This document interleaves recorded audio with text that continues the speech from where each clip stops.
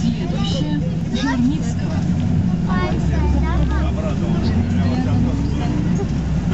Лучше бы не говорил, ёп-мать. Следующее 16-й квартал. Ангеловка Токтова. 16 квартал Токтова. Следующее Пирогова. Ангеловка Токтова. Пирогова.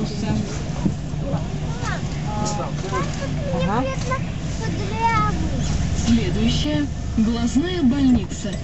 Ангеловка Токтова. Каракбалыгатан.